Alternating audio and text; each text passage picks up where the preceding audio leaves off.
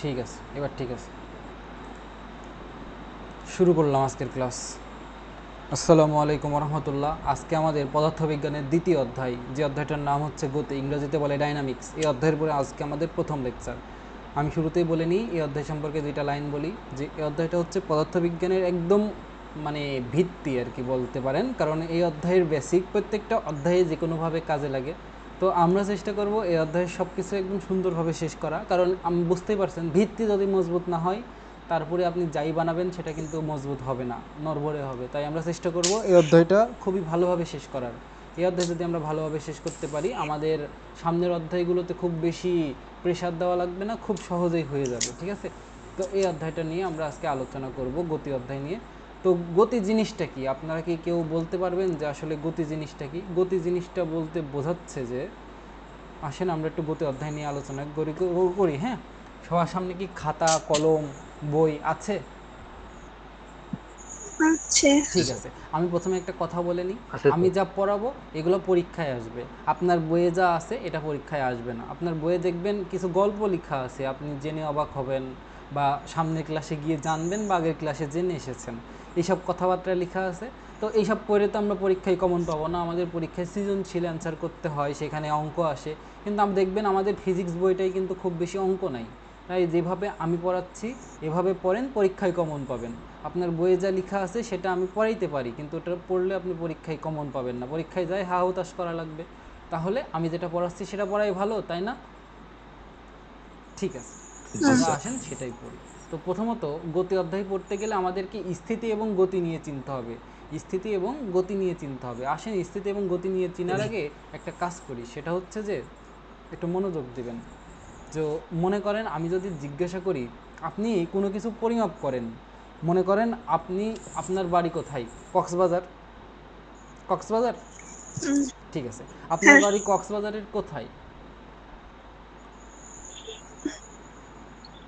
কক্সবাজার থেকে কতটুকু ভিতরে, কত কিলোমিটার ভিতরে?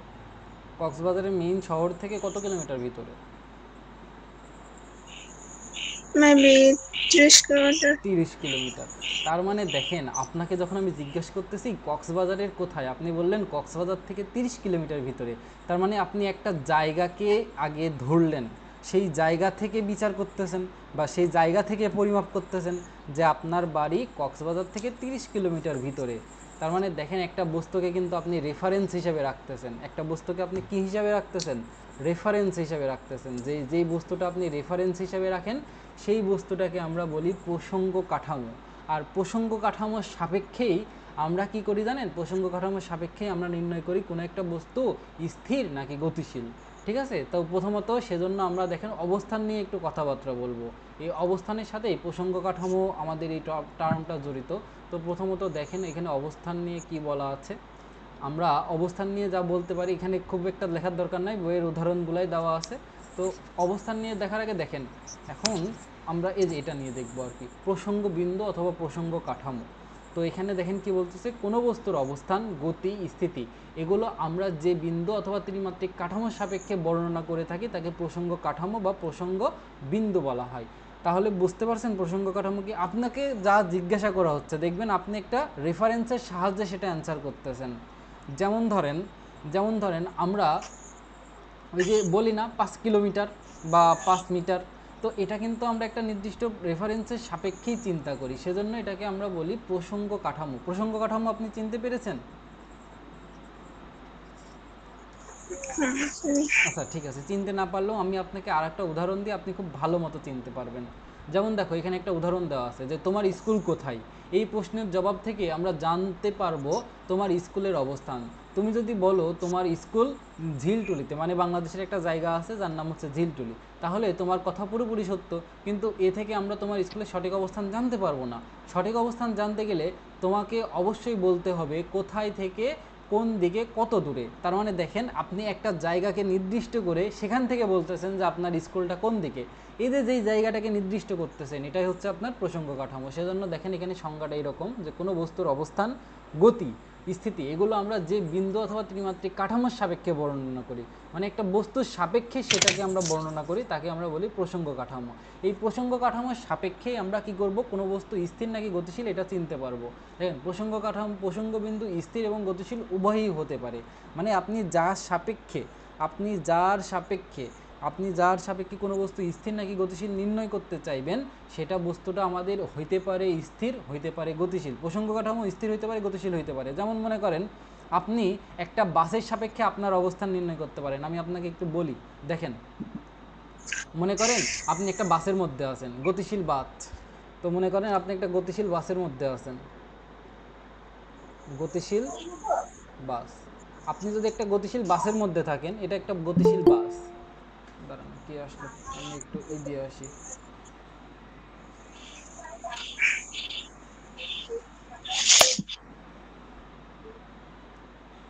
ওকে, আসসালামু আলাইকুম। যে আসলেন, ক্লাস শেষে আমার সাথে একটু কথা বলবেন, আপনাকে আজকে নতুন দেখতেছি। দেখেন মনে করেন আমরা একটা গতিশীল বাসের মধ্যে আছি। তো গতিশীল বাসের মধ্যে যখন আপনি থাকবেন, মনে করেন আপনি গতিশীল বাসের মধ্যে বসে আছেন, আপনি যখন গতিশীল বাসের মধ্যে বসে থাকবেন, দেখেন তো বাসটা গতিশীল, সেই সাপেক্ষে কি আপনি কি গতিশীল কি গতিশীল না? বাস গতিশীল, বাসের সাপেক্ষে আপনি কি স্থির। স্থির। এখন মনে করেন একটা প্ল্যাটফর্মে আর একটা লোক বসে আছে, প্ল্যাটফর্মে কি আছে বলেন তো, প্ল্যাটফর্মে আর একটা লোক বসে আছে, এই জায়গাটাই আর একটা লোক এখানে বসে আছে। এখন আপনি বলেন তো, এই লোকটা তো প্ল্যাটফর্মে বসে আছে আর বাস তো যাইতেছে, তাহলে এই লোকটার সাপেক্ষে বাসটা কি গতিশীল, অথবা এই বাসের সাপেক্ষে বা গতিশীল বাসের সাপেক্ষে এই লোকটা কি, এই লোকটাও গতিশীল, কারণ বাস তো চলে যাচ্ছে। বাসের ভিতর থেকে আপনি কিন্তু দেখতে পাবেন এই লোকটা পিছনের দিকে চলে যাচ্ছে, তাই না? হুম। ঠিক আছে, তার মানে দেখেন গতিশীল বাসের সাপেক্ষে আপনি যদি চিন্তা করেন তাহলে আপনি স্থির, এই লোকটা গতিশীল। আবার এই লোকটার সাপেক্ষে যদি চিন্তা করে তাহলে আপনিও গতিশীল, এই বাসও গতিশীল। তার মানে প্রসঙ্গ কাঠামোর সাপেক্ষে প্রসঙ্গ কাঠামোটা আমাদের গতিশীল হইতে পারে, স্থিরও হইতে পারে। সেজন্য এখানে একটা কথা বলা হয়েছে যে সেটা হচ্ছে প্রসঙ্গ বিন্দু স্থির এবং গতিশীল উভয়ই হইতে পারে। ঠিক আছে, এবার আসেন প্রসঙ্গ কাঠামোর সাপেক্ষে সময়ের এবার দেখেন আমরা কি চিনবো বলেন তো। এবার আমরা স্থিতি এবং গতিকে চিনবো। দেখেন এখানে আমাদের সংজ্ঞায় কি বলতেছে, কোনো বস্তু যদি সময়ের পরিবর্তনের সঙ্গে পারিপার্শ্বিকের বস্তু সমূহের সাপেক্ষে, এই যে এখানে একটা কথা বললো, কি বললো বলেন তো, পারিপার্শ্বিকের বস্তু সমূহের সাপেক্ষে। এই কথাটার অর্থ হচ্ছে প্রসঙ্গ কাঠামো আর কি। একটা জিনিসের সাপেক্ষে, একটা বস্তুর সাপেক্ষে আপনি চিন্তা করবেন যে আপনি এখানে স্থির নাকি গতিশীল। এটাই হচ্ছে আমাদের এখানে প্রসঙ্গ কাঠামো। ঠিক আছে, তাহলে সময়ের সাথে কোনো একটা বস্তুর সাপেক্ষে যদি আপনার স্থানের পরিবর্তন না ঘটে, তাহলে আপনার বস্তুকে আপনি কি বলবেন, ওই বস্তুকে আপনি স্থির বলবেন। তাহলে সময়ের সাপেক্ষে পারিপার্শ্বিকের দেখেন এবারে সময়ের পরিবর্তনের সাথে সাথে পারিপার্শ্বিকের সাপেক্ষে কোনো বস্তু যদি অবস্থানের পরিবর্তন হয়, তাহলে সেই বস্তুকে আপনি কি বলবেন, গতিশীল বলবেন। আমি আপনাকে সহজ করে দিই, মনে করেন সময় অতিবাহিত হচ্ছে, মানে সময়টা আস্তে আস্তে আগাচ্ছে, এবং একটা বস্তুর সাপেক্ষে আপনি মনে করেন এটা আপনার বাড়ি। এই বাড়ি থেকে আপনি কি করবেন বলেন তো, আপনি স্কুলের দিকে যাবেন, এটা হচ্ছে আপনার স্কুল। আপনি যখন আপনার বাড়ি থেকে স্কুলের দিকে যাবেন, তার মানে আপনার ঠিক দিক এই পথে হবে। আপনি মনে করেন সাইকেল নিয়ে স্কুলের দিকে যাচ্ছেন, তাহলে সময় আগাচ্ছে, বাড়ি থেকে স্কুলে যাইতে তো একটা টাইম লাগে। তার মানে সময়ের সাপেক্ষে আপনি কার সাপেক্ষে চিন্তা করছেন, বাড়ির থেকে স্কুলের দিকে যাচ্ছেন, তার মানে বাড়ির সাপেক্ষে, মানে পারিপার্শ্বিকের বস্তু সময়ের সাপেক্ষে, মানে বাড়ির সাপেক্ষে। অর্থাৎ এটাই প্রসঙ্গ কাঠামো। সময় যত অতিবাহিত হচ্ছে, সময়ের পরিবর্তনের সাথে পারিপার্শ্বিকের সাপেক্ষে বস্তুর যদি অবস্থানের পরিবর্তন ঘটে, সেটা হচ্ছে গতি, আর অবস্থানের পরিবর্তন যদি না ঘটে সেটা হচ্ছে কি, স্থিতি। বুঝতে পেরেছেন? পরীক্ষায় যদি গতির সংজ্ঞা আসে, আপনি বলবেন সময়ের পরিবর্তনের সাথে পারিপার্শ্বিকের সাপেক্ষে কোনো বস্তুর যদি অবস্থানের পরিবর্তন ঘটে, তাহলে সেই বস্তুকে আমরা বলি হচ্ছে গতিশীল বস্তু, এবং বস্তুর এই অবস্থাকে গতি বলা হয়। তাহলে উল্টা, যদি অবস্থানের পরিবর্তন না হয় তাকে আমরা বলি স্থির বস্তু, এবং বস্তুর ওই অবস্থাকে বলা হয় স্থিতি। ক্লিয়ার? হুম। হ্যাঁ স্যার। ঠিক আছে, জি স্যার। এটা ছিল আমাদের খুবই একটা সিম্পল ব্যাপার স্যাপার। আমরা এটা নিয়ে খুব বেশি কথা বলবো না, কারণ আমাদের এখান থেকে শুধুমাত্র সংজ্ঞাটাই পরীক্ষায় আসে যে স্থিতি কাকে বলে এবং গতি কাকে বলে। আমি আরেকবার বলি যে সময় যত পরিবর্তিত হবে, আপনার স্থান যদি ওই একটা নির্দিষ্ট স্থানে থাকে, মানে আপনার অবস্থানের পরিবর্তন হইল না, তার মানে কি আপনি ওই জায়গাটায় স্থির। আর সময় অতিবাহিত হচ্ছে কিন্তু আপনি কি করছেন, একটা নির্দিষ্ট বস্তুর সাপেক্ষে আপনার অবস্থানের পরিবর্তন হচ্ছে, তাহলে আপনি এখানে গতিশীল। তো যেহেতু আপনি গতিশীল, আপনার যে অবস্থা সেটাকে আমরা বলবো গতি। আর যদি বস্তু স্থির বস্তু হয়, তাহলে স্থির বস্তুর যে অবস্থা সেটাকে আমরা বলবো স্থিতি। ঠিক আছে? ওকে, হুম। ওকে, ঠিক আছে। এই ছিল আমাদের ব্যাপার স্যাপার। কিন্তু এবার দেখেন, এবার এখানে একটা লাইন বলা আছে, এই লাইনটা খুবই গুরুত্বপূর্ণ, এটা খ নম্বরের জন্য গুরুত্বপূর্ণ। সংজ্ঞা। সেটা হচ্ছে, যদি প্রসঙ্গ বিন্দু স্থির হয়, তার সাপেক্ষে স্থিতিকে আমরা বলি পরম স্থিতি এবং গতিকে বলা হয় পরম গতি। তার মানে আমাদের যে স্থিতি অথবা গতি আছে না, এগুলো দুই ধরনের। আমি আপনাকে বলি কি ধরনের। মনে করেন আমরা এখানে লিখলাম হলো স্থিতি, আমরা প্রথমে বললাম স্থিতি, স্থিতি। এই স্থিতি কয় ধরনের? স্থিতি হচ্ছে দুই ধরনের। কি কি বলেন তো? একটা হচ্ছে পরম স্থিতি আর একটা হচ্ছে আপেক্ষিক স্থিতি। একটা হচ্ছে পরম স্থিতি আর একটা হচ্ছে আপেক্ষিক স্থিতি। আপেক্ষিক স্থিতি, ওকে। আর আমাদের যে গতি আছে এটাও দুই ধরনের, একটা হচ্ছে পরম গতি আর একটা হচ্ছে আপেক্ষিক গতি। একটা হচ্ছে আমাদের পরম গতি আর দুই নম্বর আমাদের হচ্ছে আপেক্ষিক গতি। আপেক্ষিক গতি। আসেন এবার আপনাকে বোঝাই আমি পরম গতি বলতে কি বোঝায়, আপেক্ষিক গতি বলতে কি বোঝায়। দেখেন এখানে একটা সংজ্ঞা লেখা আছে, যদি প্রসঙ্গ বিন্দু স্থির হয় তবে তার সাপেক্ষে স্থিতিকে আমরা পরম স্থিতি বলি। মনে করেন আপনি এমন একটা বস্তু চয়েস করলেন যার সাপেক্ষে আপনি স্থিতি অথবা গতি নির্ণয় করবেন, সেটা হচ্ছে একদম স্থির, তাহলে তাকে আপনি বলবেন পরম স্থিতি। আর ওই স্থির প্রসঙ্গ কাঠামোর সাপেক্ষে যে গতি, তাকে আপনি বলবেন কি, পরম গতি। মানে এবার আপনি দেখেন, মনে করেন আপনি পৃথিবীতে আছেন। আপনি কোথায় আছেন? পৃথিবীতে আছেন। পৃথিবীতে। ঠিক আছে, এখন আপনি পৃথিবীতে থাকা অবস্থায় যদি আপনি মনে করেন পৃথিবীতে আছেন, পৃথিবীতে থাকা অবস্থায় কোনো একটা বস্তুর গতি নির্ণয় করতেছেন, পৃথিবীতে একটা গাছের সাপেক্ষে আপনি আপনার সাইকেলে চড়া বন্ধুর গতি নির্ণয় করবেন। এটা আমাদের মনে করেন গাছ, আর এটা আপনার সেই বন্ধু, FRIEND, সেই বস্তুর গতি নির্ণয় করবেন। দেখেন পৃথিবী কি ঘুরতেছে না? পৃথিবী তো ঘুরতেছে। পৃথিবী ঘুরতেছে মানে কি, গাছটাও ঘুরতেছে। তাহলে পৃথিবীর সাপেক্ষে চিন্তা করলে এই গাছটা কি স্থির? পৃথিবীর সাপেক্ষে না, চিন্তা করলে কি কিন্তু না এই স্যার। গাছ স্থির না, এই গাছও তো পৃথিবীর সাথে ঘুরতেছে।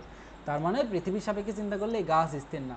এবার মনে করেন পৃথিবী কিন্তু আবার সূর্যকে কেন্দ্র করে ঘুরতেছে, আবার সূর্য কিন্তু আবার পুরো মহাকাশের মধ্যে ঘুরতেছে। মানে এভাবে যদি আপনি চিন্তা করতে থাকেন দেখবেন কোনো বস্তুই আসলে স্থির না, সে কোনো না কোনোভাবে গতিশীল। তাই আমরা বলতে পারি যে আসলে স্থির বস্তু অথবা স্থির প্রসঙ্গ কাঠামো খুঁজে পাওয়া যায় না। স্থির বস্তু, স্থির প্রসঙ্গ কাঠামো বা স্থির বিন্দু খুঁজে পাওয়া সম্ভব না।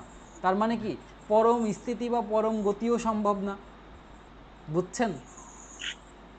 যেহেতু যেহেতু আমরা প্রসঙ্গ বিন্দু স্থির খুঁজে পাচ্ছি না, কারণ কি, পৃথিবীতে যা কিছু আছে আপনি যার সাপেক্ষে চিন্তা করেন, মনে করেন সেটা পৃথিবীতে স্থির কিন্তু পৃথিবীতে গতিশীল। যেহেতু পৃথিবী গতিশীল তার মানে সেটাও গতিশীল। এখন দেখেন পৃথিবীর সাথে যদি সেটাও গতিশীল হয়, তাহলে কি সেটা স্থির প্রসঙ্গ বিন্দু বা প্রসঙ্গ কাঠামো হইল? সেটা কিন্তু স্থির প্রসঙ্গ বিন্দু বা প্রসঙ্গ কাঠামো হইল না। তাহলে সেটা যদি স্থির প্রসঙ্গ বিন্দু বা প্রসঙ্গ কাঠামো না হয়, তাহলে আমরা সেখানে পরম স্থিতি বা পরম গতিও কিন্তু পাবো না। তাহলে ক্লাসে জয়েন হওয়া, আমি হ্যাঁ, স্যারকে তার বলতেছি, মানে আমরা এটা মাঝে মাঝে আজকে সমস্যা হইতেছে মনে হয়। কিসের আর সমস্যা মাঝে হচ্ছে? মাঝে হয়। কিসের সমস্যা হচ্ছে বলেন তো? কিছু বললেন? আচ্ছা, তার মানে আমরা যত প্রকারের গতি বা স্থিতি দেখি সেগুলো হলো আপেক্ষিক। আপেক্ষিক বলতে কি, একজনের সাপেক্ষে চিন্তা করা হয়। হয়তো একটা প্রসঙ্গ কাঠামো আছে, তার সাপেক্ষে চিন্তা করব, সেটা আপেক্ষিকভাবে স্থির কিন্তু আসলে সে কিন্তু গতিশীল। আপনি যার সাপেক্ষে চিন্তা করবেন, মনে করেন আপনি পৃথিবীতে একটা গাছ, এই গাছটাকে আপনি মনে করেন আপনার সাপেক্ষে চিন্তা করতেছেন, আপনিও স্থির, গাছটাও স্থির, কিন্তু পৃথিবীর সাপেক্ষে চিন্তা করলে এই গাছটাই গতিশীল, আপনার সাপেক্ষে চিন্তা করলে এই গাছটাই স্থির। তার মানে কি, একজনের সাপেক্ষে যেখানে চিন্তা করা হয় সেটাকে বলা হয় আপেক্ষিক স্থিতি, ঠিক আছে, আরেকজনের সাপেক্ষে যদি চিন্তা করেন সেটাকে আপনি বলবেন, কারোর সাপেক্ষে যদি কোনো একটা বস্তু স্থির হয় তাকে আপনি বলবেন আপেক্ষিক স্থিতি, কারোর সাপেক্ষে যদি কোনো একটা বস্তু গতিশীল হয় তাকে আপনি বলবেন আপেক্ষিক গতি। তার মানে কি বুঝতে পারলেন? স্থিতি দুই ধরনের, পরম স্থিতি, আপেক্ষিক স্থিতি। গতি দুই ধরনের, পরম গতি, আপেক্ষিক গতি। পরম স্থিতি পরম গতি সম্ভব নয়।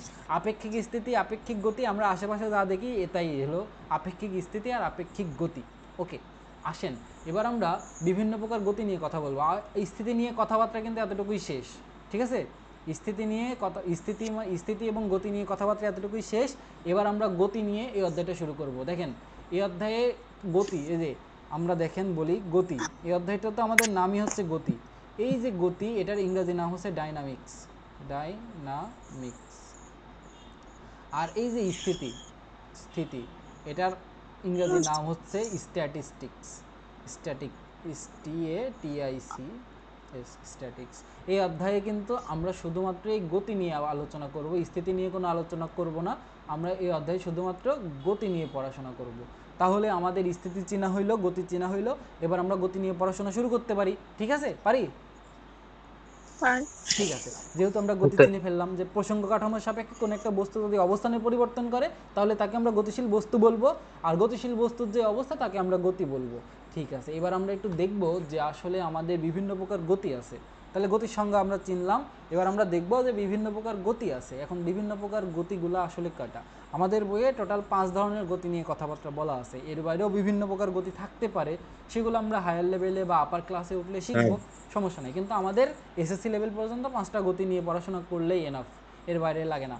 তো প্রথম কথা আসে, দেখেন প্রথম যে প্রকারের নাম, প্রকারভেদের নাম সেটা হচ্ছে সরল রৈখিক গতি। তারপরের যে প্রকারভেদের নাম সেটা হচ্ছে ঘূর্ণন গতি। তারপরের যে প্রকারভেদের নাম সেটা হচ্ছে চলন গতি। তারপরের যে প্রকারভেদের নাম সেটা হচ্ছে পর্যায়বৃত্ত গতি। তারপরেরটা হলো সরল স্পন্দন গতি। ওকে, তো প্রথম কথা স্যার আমরা, আমাদের তো স্ক্রিন দেখা যাচ্ছে না। ইস রে, স্যার, আগে আগে বলবেন না আপনি? দাঁড়ান, স্যার এটা আজকে একটু বারবার হইতেছে, জানি, বারবার চলে যেতেছে স্ক্রিন।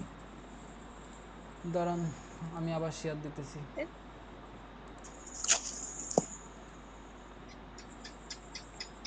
এবার কি স্ক্রিন সামনে গেছে? আসছে। আজকে নেটওয়ার্কের সমস্যা কেন কিনা বুঝতেছি না। আচ্ছা দেখেন, আমি আবার শুরু করি। তো আমরা এবার বিভিন্ন প্রকার গতি নিয়ে পড়াশোনা করব বা একটু কথাবার্তা বলি। দেখেন সরল রৈখিক গতি, নাম শুনে কি বুঝতে পারছেন যে এটা সরল রেখায় গতি, মানে সরল রেখার কোনো একটা গতি বোঝাবে, মানে এখানে আঁকা বাঁকা কোনো কিছু আসবে না। মনে করেন এটা আমাদের একটা পথ, মনে করেন এটা আমাদের হচ্ছে একটা পথ। তো মনে করেন আপনি এখান থেকে সাইকেল নিয়ে সরাসরি এই পথে যাবেন বা আপনি এই পথে হেঁটে যাবেন, তাহলে এই পথে আপনি একদম সরাসরি হেঁটে এই পথ বরাবরই যাবেন। তাহলে আপনার যে গতিপথ বা আপনার যে গতি, যে আপনার গতিপথটা সরল রৈখিক। যেহেতু আপনার গতিপথ সরল রৈখিক, তার মানে আপনার যে গতি সেটাকে আপনি বলতে পারবেন সরল রৈখিক গতি। তার মানে সরল রৈখিক গতি, যেটাকে আমরা বলি লিনিয়ার মোশন। দেখেন এখানে সংজ্ঞায় কি বলতেছে, কোনো বস্তু যদি একটি সরল রেখা বরাবর গতিশীল হয় অথবা বস্তুর গতি যদি একটি সরল রেখার উপর সীমাবদ্ধ থাকে তাকে আমরা সরলরৈখিক গতি বলি। তার মানে আপনার গতিপথ যদি সরলরৈখিক হয় তাহলে আপনার যে গতি হবে সেটাকে আমরা বলবো সরলরৈখিক গতি। বুঝতে পেরেছেন? মানে একই কথা, হ্যাঁ, আমাদের গতির সংজ্ঞায় ছিল একটা প্রসঙ্গ কাঠামো। মনে করেন আপনি প্রসঙ্গ কাঠামো বলতে কি, আপনি যার সাপেক্ষে আপনি চিন্তা করতেছেন যে আপনি গতিশীল নাকি স্থির। মনে করেন আপনার বাড়ি এখানে, আপনি এখান থেকে সরাসরি স্কুলের দিকে যাচ্ছেন বা বাজারের দিকে যাচ্ছেন, আপনার যেই পথটা আছে স্কুলে বা বাজারে যাওয়ার সেটা একদম সরলরৈখিক। তার মানে আপনাকে এখানে দিক পরিবর্তন করা লাগছে না। তার মানে আপনি যখন এখান থেকে একদম সরাসরি এদিকে আসবেন, আপনার সরলরৈখিক পথে একটা গতি ঘটতেছে, অবস্থানের পরিবর্তন ঘটতেছে, যেটাকে আমরা গতি বলতেছি। এবং যেহেতু এটা সরল রৈখিক পথে ঘটতেছে তাই আমরা এটাকে বলি সরল রৈখিক গতি। সংজ্ঞাটা কি সহজ না? যে কোনো বস্তু যদি একটি সরলরেখা বরাবর গতিশীল হয় তাকে আমরা সরল রৈখিক গতি বলি। ঠিক আছে, আমি আশা করি এটা আপনারা পারবেন। পরীক্ষায় দিলে পারবেন এটা? পারবেন ইনশাআল্লাহ। ইনশাল্লাহ। এবার দেখেন ঘূর্ণন গতি, ঘূর্ণন গতি বলতেই বোঝাচ্ছে এখানে আসলে সরল রৈখিক কিছু থাকবে না, এখানে ঘোরা টাইপের, মানে ঘুরতে হবে আর কি। ঘোরা বলতে আপনি কি বোঝেন? গোল হয়ে ঘোরা, নাকি অন্যভাবে ঘোরা বোঝেন? অন্যভাবে তো ঘোরা বোঝেন না। ঠিক আছে, মনে করেন এটা হচ্ছে আমাদের একটা ওই বৃত্তাকার পথ।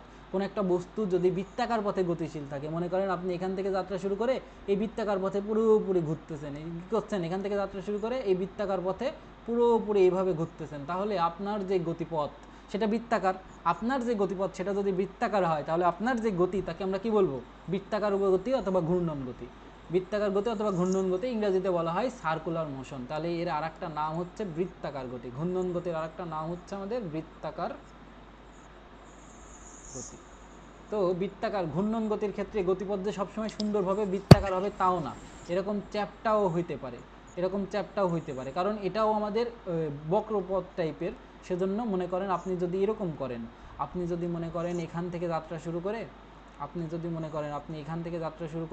আপনি এই পথ বরাবর এইভাবে ঘুরে আসবেন, এই আপনার এই গতিকেও আমরা ঘূর্ণন গতি বলতে বাধ্য। কারণ আপনার যে পথ, আপনার যে গতিপথ সেটা সরলরৈখিক না, সেটা হচ্ছে বৃত্তাকার টাইপের। এটা পুরোপুরি বৃত্ত না, বোর্ড দেখা না গেলে বলবেন এটা পুরোপুরি বৃত্ত না, কিন্তু বৃত্তের মতো, যেটাকে আমরা উপবৃত্ত বলে চিনি। আমরা এটা নিয়ে পড়াশোনা করি ইন্টার লেভেলে, সমস্যা নেই। তাহলে আপনার গতিপথ যদি সরলরৈখিক না হয়, আপনার গতিপথ যদি বক্রাকার হয় এবং গতিপথ যদি মানে একটা আবদ্ধ ক্ষেত্র টাইপের হয়, তাহলে সেটাকে আমরা ঘূর্ণন গতি বলতে পারি। তাহলে দেখেন এখানে বলতেছে কোনো একটি বস্তু একটি নির্দিষ্ট বিন্দু থেকে সমান দূরত্ব বজায় রেখে ঘুরতে থাকে, তাহলে তাকে আমরা তার গতিকে কি বলি? ঘূর্ণন গতি বলি। এই জায়গাটায় যদি আপনি খেয়াল করেন, এই যে এখান থেকে এটা হলো এখানে কি বলেন তো, এই বৃত্তের কেন্দ্র এখানে, না? এই বৃত্তের যদি কেন্দ্র এখানে হয়, এই বৃত্তটা কি হবে? একটা সমান দূরত্ব বজায় রেখে এইভাবেই তো বস্তুটা ঘুরতেছে। দেখেন এই কেন্দ্র থেকে একটা সমান দূরত্ব বজায় রেখে বস্তুটা এইভাবে ঘুরবে। যদি বস্তুটা এভাবে ঘুরে, তাহলে এই বস্তুর যে ঘূর্ণন, দেখেন একটা নির্দিষ্ট দূরত্বকে বজায় রেখে ঘুরতেছে না? কেন্দ্র থেকে একটা নির্দিষ্ট দূরত্ব বজায় রেখে এই বস্তুটা এইভাবে বৃত্তাকার পথে ঘুরতেছে। সেজন্য এটাকে আপনারা ঘূর্ণন গতি বলতে পারেন। আপনার যদি এই সংজ্ঞাটা কঠিন লাগে, আপনি বলবেন বৃত্তাকার পথের গতিকে আমরা ঘূর্ণন গতি বলি। বৃত্তাকার পথের যে গতি সম্পন্ন হয় তাকে আমরা ঘূর্ণন গতি বলি। এটা বলতে পারেন, এটা হলো সহজ সংজ্ঞা। আর আপনার যদি এটা ভালো লাগে এটাও দিতে পারেন, যে কোনো বস্তু যদি একটি নির্দিষ্ট বিন্দু থেকে সমান দূরত্ব বজায় রেখে ঘুরতে থাকে, তাহলে তার গতিকে আমরা ঘূর্ণন গতি বলি। যেমন মনে করেন বৈদ্যুতিক পাখার গতি, এটা বৃত্তাকার পথের গতি, তাই না? বৈদ্যুতিক পাখার গতি, তারপরে ঘড়ির কাঁটার গতি, তারপরে গাড়ির চাকার গতি, সবগুলোই কিন্তু বৃত্তাকার পথের গতি। সেজন্য এগুলোকে আমরা কি বলি? ঘূর্ণন গতি বলি। তবে আপনাকে একটা কথা মনে রাখতে হবে, কেন্দ্র থেকে সবসময় সমান দূরত্ব বজায় রাখে। তার মানে কেন্দ্র থেকে এই যে দূরত্বটা সবসময় সমান থাকবে। মনে করেন এই যে বৃত্তের ব্যাসার্ধের সমান, এইভাবেই ঘুরবে, কোনো সময় কম বেশি হতে পারবে না। বুঝতে পেরেছেন? হ্যাঁ। এটা হচ্ছে ঘূর্ণন গতি।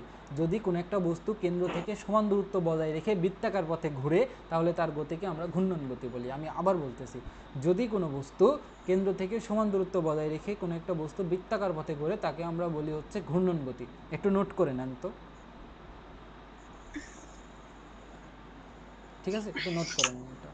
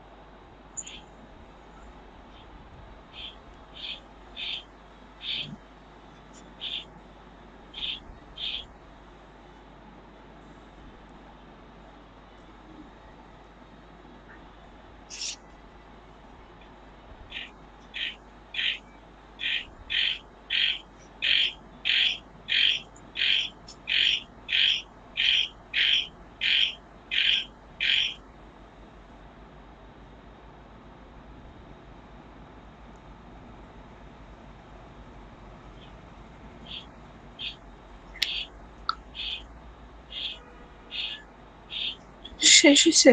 ঠিক আছে, যদি শেষ হয় আসেন আমরা আবার শুরু করি। তো এবার আমরা যেটা পড়বো সেটা হচ্ছে যে চলন গতি। আসলে চলন গতির কিছুই না, এটা হচ্ছে আমাদের যে সরলরৈখিক গতি ছিল সেটারই একটা বিশেষ রূপ। কীরকম বিশেষ রূপ? আসেন আমি আপনাকে দেখাই। মনে করেন আমি একটা বাস আঁকাচ্ছি, আসেন একটা বাস আঁকাই। ঠিক আছে, মনে করেন এটা হচ্ছে আমাদের এই বাস। এখন এই বাসের মধ্যে কি থাকে? কিছু জানালা থাকে। আসেন একটা জানালা দিয়ে দিই, দুইটা, একটা জানালা আর একটা জানালা দিই। ঠিক আছে, এই মনে করেন আর একটা জানালা। এখন এখন দেখেন, যদি এই বাসটা মনে করেন এদিক থেকে এদিক বলে গতিশীল, বাসটার গতির দিক কোন দিকে বলেন তো? এই দিক থেকে এই দিকে, বাসটা এদিক থেকে এদিকে গতিশীল। ওকে, আমাদের এতটুকু পর্যন্ত ক্লিয়ার যে একটা বাস আছে এখানে, যে বাসে আমরা দেখতে পাচ্ছি বাসটা হচ্ছে এই দিক থেকে এই দিকে গতিশীল। তার মানে আমরা বলতে পারি বাসটা এ থেকে বি এর দিকে যাচ্ছে। মনে করেন একটু বোঝার সুবিধার্থে দিয়ে দিলাম।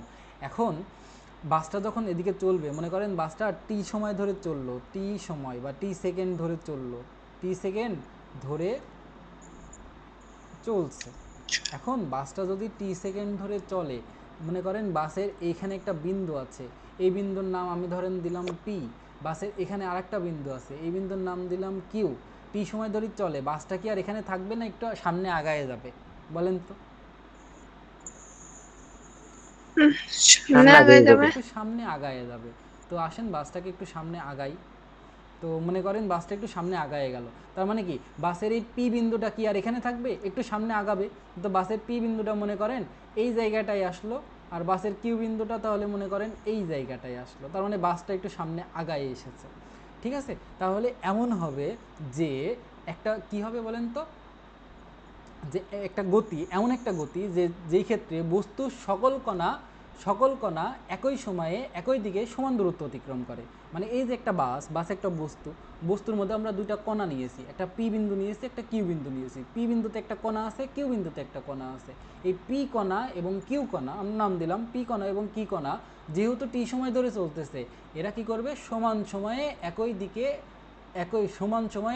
দিকে সমান দূরত্ব অতিক্রম করবে। মানে একটা মনে করেন টি সময় ধরে চলতেছে, তার মানে বাসটা এখান থেকে একটু সামনের দিকে আগাবে, আগানোর ফলে পি বিন্দুটা এখানে থাকবে না, একটু সামনে আগায় আসবে। কিউ বিন্দুটাও আর এখানে থাকবে না, একটু সামনে আগায় আসবে। যেহেতু দুইটা বিন্দু সামনে আগায় এসেছে, তার মানে কি এই পি থেকে এই পি এর দূরত্ব এবং এই কিউ থেকে এই কিউ এর দূরত্ব মানে সমান হবে, মানে সমান সময়ে সমান দূরত্ব অতিক্রম করবে। যদি টি সময় ধরে চলে, তার মানে এই পি বিন্দু এখান থেকে এইটা যত দূর আসবে, কিউ বিন্দু সেম দূরত্বই আসতে হবে। এই গতিকে আপনি বলেন চলন গতি। এটা তো আমাদের সেই সরলরৈখিক গতি, আসলে একটুখানি ঘুরাই বলতেছে। তার মানে দেখেন কি বলছে, কোনো বস্তু যদি এমনভাবে চলতে থাকে যাতে বস্তুর সকল কণা একই সময়ে একই দিকে সমান দূরত্ব অতিক্রম করে, তার মানে শর্ত কিন্তু দুইটা হয়। কি শর্ত? যে একই সময়ে, মানে টি সময়েই একই সময়ে কি করতে হবে, একই দিকে। দিক কিন্তু একটা নির্দিষ্ট দিকে থাকতে হবে। বৃত্তের ক্ষেত্রে দেখেন দিক কিন্তু চেঞ্জ হচ্ছে, এখানে যেই দিকে আসেন আপনি, এখানে আসলে কিন্তু সেম দিকে থাকবেন না, দিক চেঞ্জ হয়। দিক স্পর্শক দিয়ে নির্ণয় করে, এটা আমরা পরবর্তীতে শিখবো, সমস্যা নাই। কিন্তু সরল রৈখিক না গেলে ওই নির্দিষ্ট দিক বজায় থাকে না, বুঝতে পেরেছেন? যার কারণে চলন গতি হচ্ছে বিশেষ ধরনের কি গতি বলেন তো, ওই আমাদের সরল রৈখিক গতি, কিন্তু আলাদাভাবে একটা নাম দিয়েছে তো, তাই আর কি। একই সময়ে একই দিকে সমান দূরত্ব অতিক্রম করে, তার মানে এই পি থেকে এই পি এর দূরত্ব, এই কিউ থেকে এই কিউ এর দূরত্ব সমান হবে, তাই তাকেই আমরা বলি হচ্ছে চলন গতি। এখানে একটা কি উদাহরণ দিয়েছে বাদ দেন। তার মানে চলন গতি আপনি বুঝতে পেরেছেন। একটা বাস যখন চলবে টি সময় ধরে, তো বাসের দুটা বিন্দু আপনি মনে করেন নিলেন। এবার একটা বাস টি সময় ধরে চলার পরে বাসটা একটু সামনে আগায় যাবে, তার মানে বাসের আগে যে বিন্দুটা পি ছিল সেটা আর এখানে তো থাকবে না, একটু সামনে আগাবে। কিউ যে এখানে ছিল এটাও তো আর এখানে থাকবে না, একটু সামনে আগাবে। তো পি থেকে এই পি যত দূর আগাইছে, তো এই কিউ থেকে এই কিউকে তত দূরই আগাইতে হবে। তাহলেই আপনি বলতে পারবেন যে এটা একটা চলন গতি। এটাই হয় সাধারণত, কিন্তু এটাকে আলাদাভাবে এরা ব্যাখ্যা করেছে, এই আর কি। বুঝতে পেরেছেন? ঠিক আছে, তুলে হ্যাঁ। নেন, এটা তুলে নেন।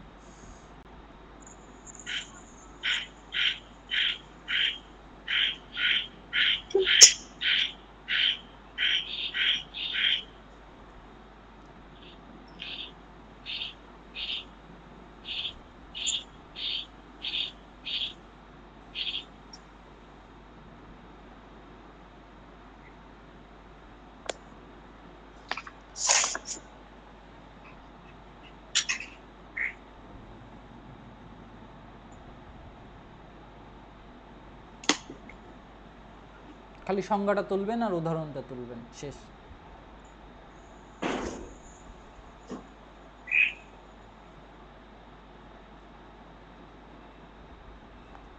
দেখেন এখানে কিন্তু কথাটা লেখা আছে যে ভেবে দেখো সোজা পথের চলন গতি কিন্তু সরল রৈখিক গতি, আলাদাভাবে ব্যাখ্যা করেছে। মানে এদের কারেন্ট বেশি আর কি।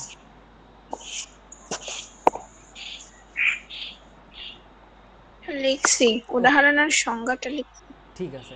এবার আসেন আমরা পর্যায়বৃত্ত গতি নিয়ে একটু পড়াশোনা করি। পর্যায়বৃত্ত গতি কিছুই না, দেখেন তো, এই জানুয়ারি মাস থেকে শুরু হয়ে জানুয়ারি মাস আবার আসতে কয় মাস লাগে?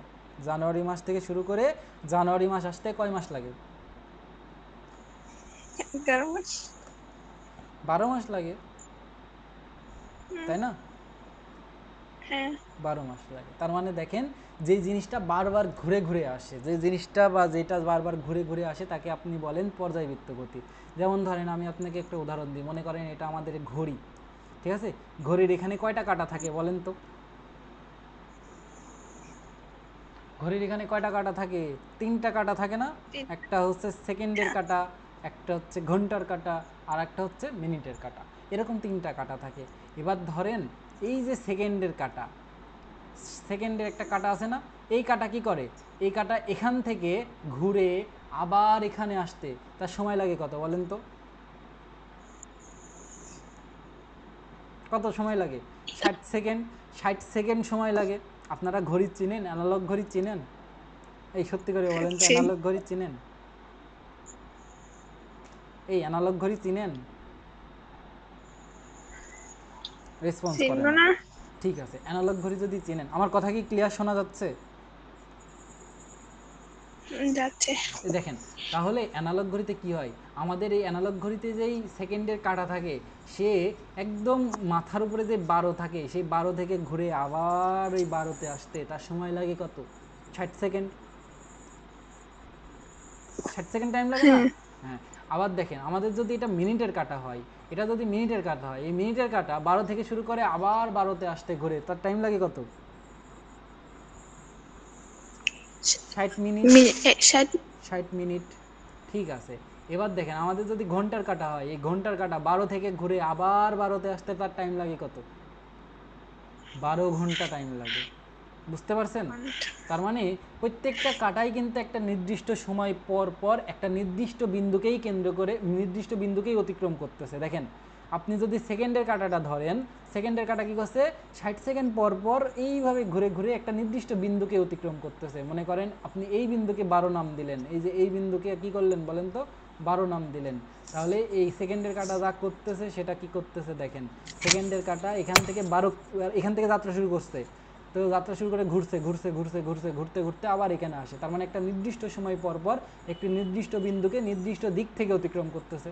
কি করছে বলেন তো? প্রথম কাজ, সেকেন্ডের কাটা যেটা করতেছে আমরা সেটাই লিখবো আর কি। নির্দিষ্ট সময় পর পর, নির্দিষ্ট সময় পর পর। তো নির্দিষ্ট সময় পর পর বলতে কি বলছে? সেকেন্ডের কাটার ক্ষেত্রে সেটা 60 সেকেন্ড, মিনিটের কাটার ক্ষেত্রে সেটা 60 মিনিট, ঘন্টার কাটার ক্ষেত্রে সেটা হচ্ছে 12 ঘন্টা। ঠিক আছে? নির্দিষ্ট সময় পর পর নির্দিষ্ট দিক থেকে। দেখেন তো এই কাঁটাটা কোন দিক থেকে কোন দিকে ঘুরতেছে, আপনি বলতে পারবেন কাঁটাটা কোন দিক থেকে কোন দিকে ঘুরতেছে? মানে এই দিক থেকে এদিকে ঘুরতেছে না কাঁটাটা? এই দিক থেকে এদিকে ঘুরতেছে।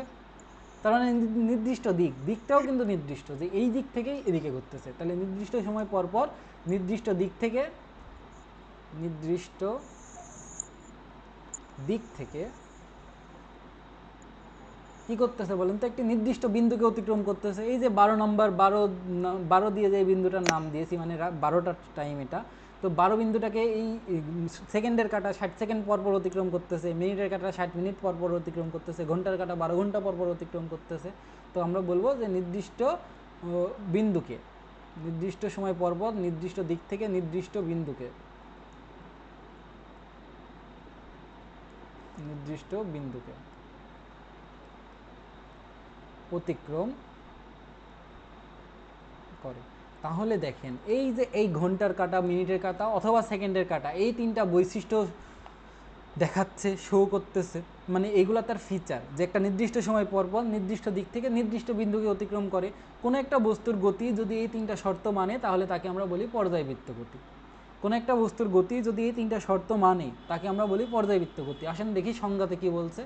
সংজ্ঞাতে দেখেন, এখানে বলতেছে যে কোনো গতিশীল বস্তু, এই যে এখান থেকে দেখেন, কোনো গতিশীল বস্তু যখন কোনো নির্দিষ্ট বিন্দুকে নির্দিষ্ট সময় পর পর একই দিক থেকে অতিক্রম করে, তখন তার গতিকে আমরা কি বলি বলেন তো? পর্যায়বৃত্ত গতি বলি। বুঝছেন? দেখেন সংজ্ঞাটা হ্যাঁ বুঝতে পারছেন কিনা মনে রাখেন। একটা নির্দিষ্ট সময় লাগবে, সেই সময়ে কাঁটাটা একটা বৃত্তাকার পথে ঘুরে আসবে অথবা উপবৃত্তাকার পথে ঘুরে আসবে, নির্দিষ্ট দিক থেকে ঘুরে আসবে এবং নির্দিষ্ট বিন্দুকেই অতিক্রম করতে হবে, ওই বিন্দুকেই বারবার অতিক্রম করবে। তো পৃথিবীর ক্ষেত্রেও তো ওই রকম হয়। পৃথিবীর ক্ষেত্রে কীরকম হয় দেখেন তো? মনে করেন এটা আমাদের সূর্য, এটা আমাদের কি? সূর্য। ঠিক আছে, এটা আমাদের সান। কিছু বলছো? তিন আসে না। স্ক্রিন আসতেছে না? না, কি সমস্যা হয়েছে গো আজকে, বুঝতেছি না। আপনি আবার জয়েন হন। ধরো আমি আবার শেয়ার করতেছি।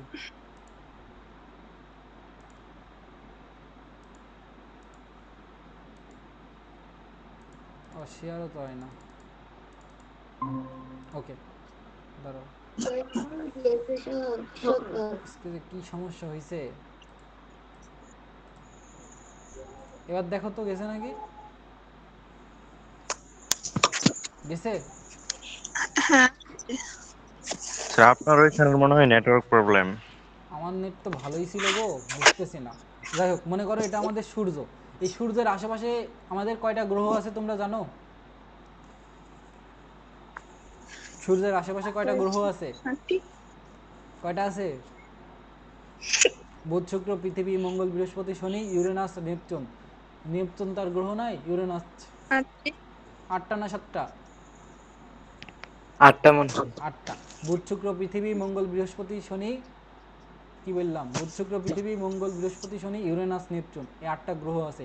পৃথিবী তাহলে কয় নম্বরে? পৃথিবী হচ্ছে 3 নম্বরে। তো মনে করেন এটা আমাদের সেই পৃথিবী নামক গ্রহটা এখানে আছে, পৃথিবী নামক গ্রহটা এখানে ঘুরতেছে। তাহলে পৃথিবী নামক গ্রহটা যদি এখানে ঘোরে, পৃথিবী নামক, হ্যাঁ, এটা পৃথিবী নামক গ্রহটা, হ্যাঁ, এখানে পৃথিবী ঘুরতেছে, তাহলে পৃথিবী কি করবে দেখেন তো? মনে করেন পৃথিবী আপনার এখান থেকে যাত্রা শুরু করলো। দাঁড়ান আমি আপনাকে দেখাই। পৃথিবীটাকে একটু সরাই এই জায়গাটা একটা বিন্দু নির্দিষ্ট করে দিই। মনে করেন পৃথিবী এবার এখান থেকে যাত্রা শুরু করলো, এই যে এখান থেকে যাত্রা শুরু করে এই পথে ঘুরবে, ঘুরে ঘুরে ঘুরে ঘুরে ঘুরে ঘুরে ঘুরে ঘুরে আবার এই বিন্দুতে আসবে, তাই না? হ্যাঁ আসে। তাহলে আপনি বলেন তো, পৃথিবী পৃথিবী একটা নির্দিষ্ট বিন্দু থেকে যাত্রা শুরু করছে, এবং পৃথিবীর এখান থেকে এখানে ঘুরে আসতে টাইম লাগে কত? আপনি কিন্তু জানেন, আপনি খুবই ধুমধাম করে দিনটা উদযাপন করেন। তো কত টাইম লাগে বলেন তো? পৃথিবীর এই বিন্দু থেকে ঘুরে আবার এখানে আসতে কত টাইম লাগে? জানি না। সি সি সি, এবার তো লজ্জায় পেরে যাবেন। পৃথিবীর এখান থেকে ঘুরে এখানে আসতে টাইম লাগে 365 দিন, যাকে আপনি 1 বছর হিসাবে পালন করেন না? ওই যে প্রতি বছরের 31st নাইট পালন করেন, করেন তো, তাহলে মনে না রাখলে হবে? তো পৃথিবী এটা করে দেখেন, পৃথিবী এখান থেকে ঘুরে কি করতেছি, পৃথিবী এখান থেকে ঘুরে দেখেন, এটা হচ্ছে আমাদের সেই বিন্দুটা। পৃথিবী এখান থেকে ঘুরে ঘুরে ঘুরে ঘুরে ঘুরে ঘুরে ঘুরে এই 12 মাস টাইম নেয়, অথবা 1 বছর টাইম নেয়, বা 365 দিন টাইম নেয়, নিয়ে আবার এখানে আসে। আর আমরা এই দিনটাকে ধুমধাম করে পালন করি, এই তো। তাহলে দেখেন এই গতিটাকে আমরা পর্যাবৃত্ত গতি বলতে পারি কিনা, 3টা শর্ত মানে কিনা। নির্দিষ্ট সময় পর পর 365 দিন পর পরই পৃথিবী আবার সেম অবস্থানে আসে, নির্দিষ্ট দিক থেকে। দিকটা কোন দিকে? ধরেন দিকটা হচ্ছে আমাদের এই দিক থেকে এই দিকে, এই দিক থেকে এই দিকে। আর নির্দিষ্ট বিন্দুকে, এই যে নির্দিষ্ট বিন্দুটাকে আমরা গাঢ় করে দিয়েছি, এটাই তো আমাদের সেই নির্দিষ্ট বিন্দু। মনে করেন বিন্দুটার নাম দিলাম এ। তাহলে একটা নির্দিষ্ট বিন্দু এ কে নির্দিষ্ট সময় 365 দিন পর পর নির্দিষ্ট দিক থেকে পৃথিবী অতিক্রম করতেছে। তার মানে পৃথিবীর যে বার্ষিক গতি সেটা হচ্ছে পর্যাবৃত্ত গতি। পৃথিবীর গতি দুই ধরনের, আপনি হলো ওই যে বাংলাদেশের বিশ্ব পরিচয়ে পড়েছেন, একটা হচ্ছে আহ্নিক গতি আর একটা হচ্ছে বার্ষিক গতি। আমরা বার্ষিক গতি নিয়ে কথাবার্তা বলতেছি। এটা হচ্ছে আমাদের সূর্য মামা, এটা হচ্ছে আমাদের সূর্য, যেটাকে আমরা বলি সান। তো এই সানকে কেন্দ্র করে পৃথিবী একটা নির্দিষ্ট বিন্দুকে কেন্দ্র করে নির্দিষ্ট সময় পর পর নির্দিষ্ট দিক থেকে অতিক্রম করছে, তাই পৃথিবীর গতিকে আমরা বলতে পারি হচ্ছে পর্যাবৃত্ত গতি। এবার আসেন এখানে দেখেন যে এই গতি বৃত্তাকার, উপবৃত্তাকার, সরলরৈখিক হতে পারে।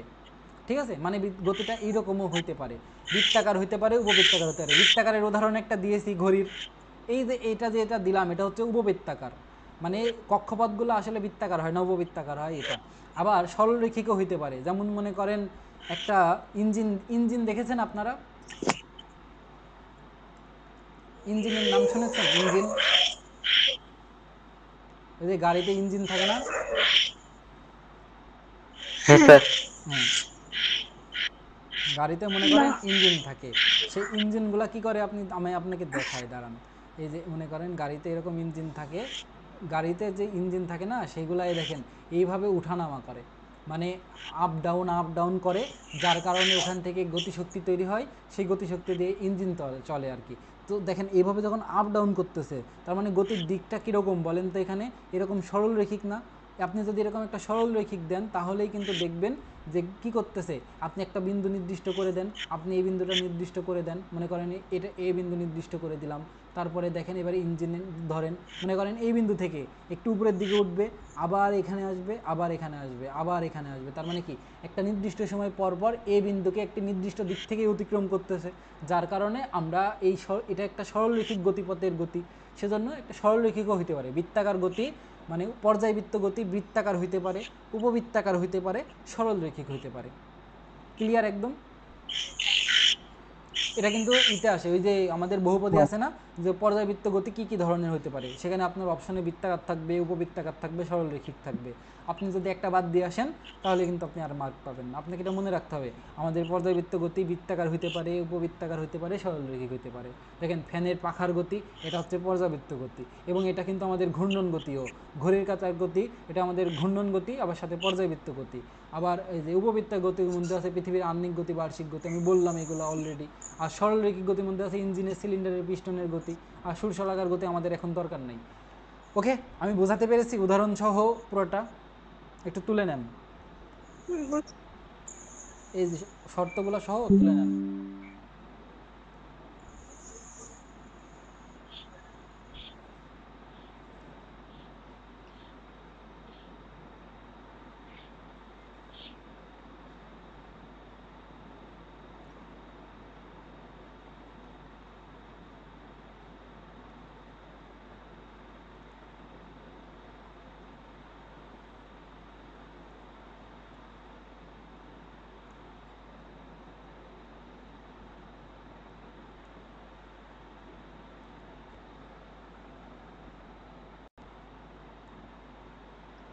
ঠিক আছে,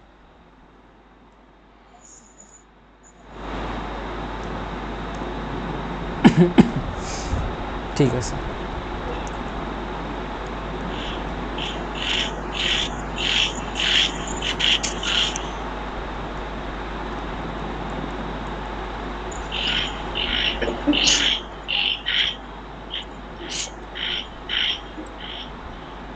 স্যার আমার শেষ। ওকে, আসেন আবার শুরু করি। তো পর্যায়বৃত্ত গতির আরেকটা বিশেষ মানে আরেকটা প্রকারভেদ আছে, যেটাকে আমরা বলতে পারি হচ্ছে পর্যায়বৃত্ত গতির ছোট ভাই। তো পর্যায়বৃত্ত গতির যে ছোট ভাই তার নাম হচ্ছে সরল স্পন্দন গতি। সরল স্পন্দন গতিরও যে বৈশিষ্ট্য পর্যায়বৃত্ত গতিরও সেম বৈশিষ্ট্য, তার মানে এটা নির্দিষ্ট দিক থেকে ঘটে। আমি আপনাকে লিখে দিই, আমি কি বললাম, আমি বললাম যে পর্যায়বৃত্ত গতির যে বৈশিষ্ট্য আমাদের সরল স্পন্দন গতিরও সেম বৈশিষ্ট্য। তার মানে কি হবে, যে প্রথমটা হচ্ছে নির্দিষ্ট দিক থেকে হবে, এই যে এখানে লিখছিলাম না নির্দিষ্ট বিন্দুকে অতিক্রম করে, তার মানে এখানেও বৈশিষ্ট্য হচ্ছে নির্দিষ্ট বিন্দুকে অতিক্রম করে। নির্দিষ্ট, মাইকে কি সমস্যা করছে একটু বলবেন তো? নির্দিষ্ট বিন্দু, না করতেছে না। ঠিক আছে, নির্দিষ্ট বিন্দুকে অতিক্রম করে। এটা এটা হলো সরল স্পন্দন গতির একটা বৈশিষ্ট্য। তারপরের বৈশিষ্ট্য যে নির্দিষ্ট দিক থেকে, এটাও সেম থাকবে। 2 নম্বর নির্দিষ্ট দিক থেকে অতিক্রম করবে, নির্দিষ্ট দিক থেকে অতিক্রম করে। আর শুধুমাত্র এই যে এখানে একটা কথা ছিল না নির্দিষ্ট সময় পর পর, এখানেও তাই হবে যে নির্দিষ্ট সময় পর পর। তাহলে পার্থক্য কোথায়? নির্দিষ্ট সময় পর পর, পর পর। তাহলে এবার বলেন তো পার্থক্য কোথায়? এখানে পার্থক্য হচ্ছে এই যে নির্দিষ্ট সময় পর পর করবে, তার মানে একটা নির্দিষ্ট সময় তো আছে, সেই নির্দিষ্ট সময় অর্ধেক সময়ে সে একদিকে যাবে, বাকি অর্ধেক সময়ে সে আর একদিকে যাবে। মানে যে নির্দিষ্ট সময়, টোটাল সময় মনে করেন টি আছে, এই টি এর অর্ধেক সময়ে, এই টোটাল সময় মনে করেন আমাদের টি, টি সময় পরে একটা নির্দিষ্ট বিন্দুকে সে অতিক্রম করে, সেই টি সময়ের অর্ধেক সময় এসে একদিকে যাবে, বাকি অর্ধেক সময় এসে আরেক দিকে যাবে। তার মানে কিন্তু লিখবেন অর্ধেক সময়ে, অর্ধেক সময়ে একদিকে এবং বাকি অর্ধেক সময়ে আরেক দিকে, বাকি অর্ধেক সময়ে আরেক দিকে। মনে করেন কোনো একটা বস্তুর গতি 3টা তো মানতেছেই, কিন্তু এটা বিশেষভাবে মানতেছে যে অর্ধেক সময় একদিকে বাকি অর্ধেক সময় আরেক দিকে, তাহলে তাকে আপনি বলবেন সরল স্পন্দন গতি।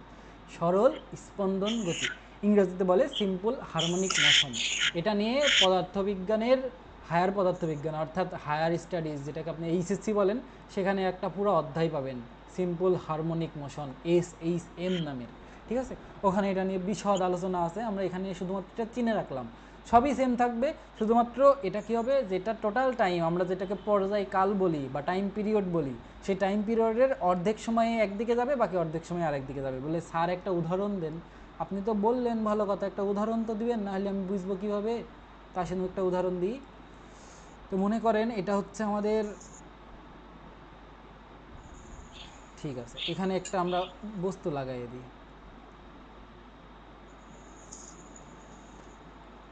ফিল কালার সবুজ কালার দিয়ে দিই। দেখেন একটা বস্তু লাগাইলাম কিন্তু লাগলো না, লাগাইছি তো।